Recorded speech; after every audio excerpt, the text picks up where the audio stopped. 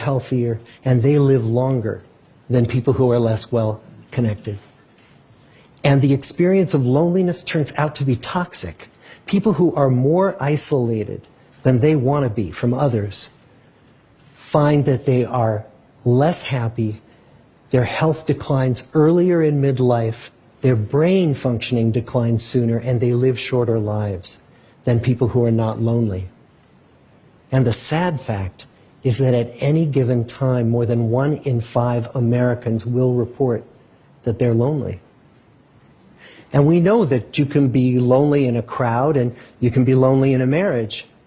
So the second big lesson that we learned is that it's not just the number of friends you have, and it's not whether or not you're in a committed relationship, but it's the quality of your close relationships that matters.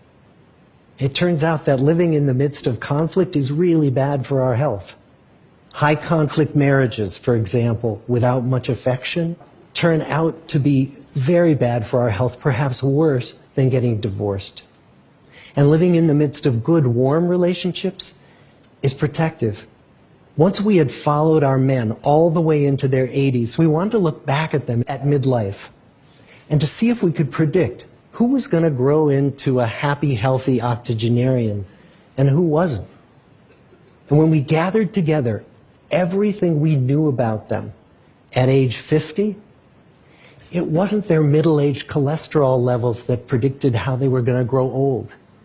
It was how satisfied they were in their relationships. The people who were the most satisfied in their relationships at age 50 were the healthiest at age 80.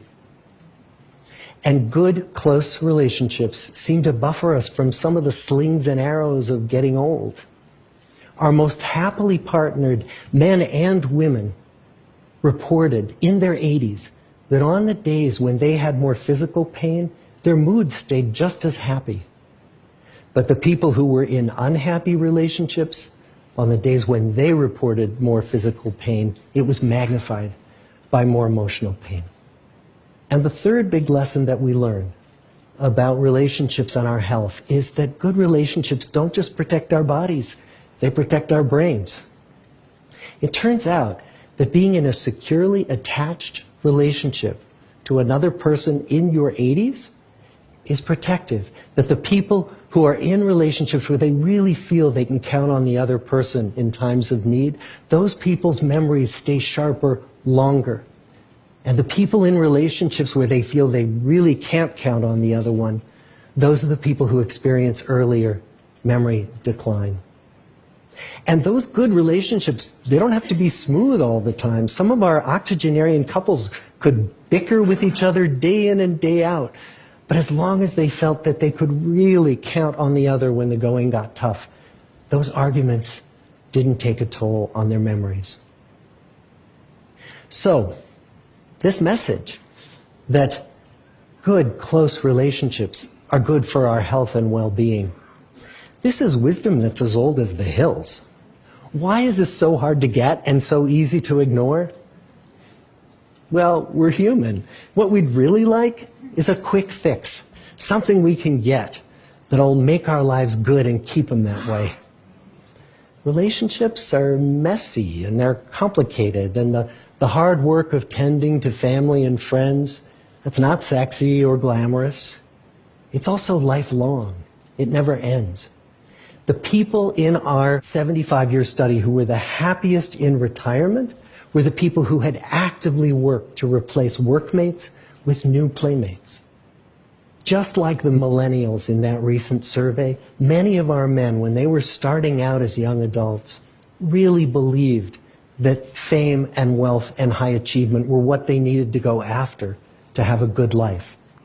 But over and over these 75 years, our study has shown that the people who fared the best were the people who leaned into relationships with family, with friends, with community.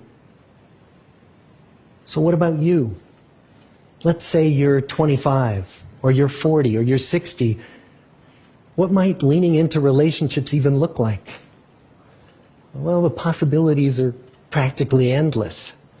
It might be something as simple as replacing screen time with people time, or livening up a stale relationship by doing something new together, long walks or date nights, or reaching out to that family member who you haven't spoken to in years, because those all too common family feuds take a terrible toll on the people who hold the grudges. I'd like to close with a quote from Mark Twain. More than a century ago, he was looking back on his life, and he wrote this: "There isn't time, so brief is life, for bickerings, apologies, heartburnings, callings to account. There is only time for loving, and but an instant, so to speak, for that. The good life is built with good relationships." Thank you.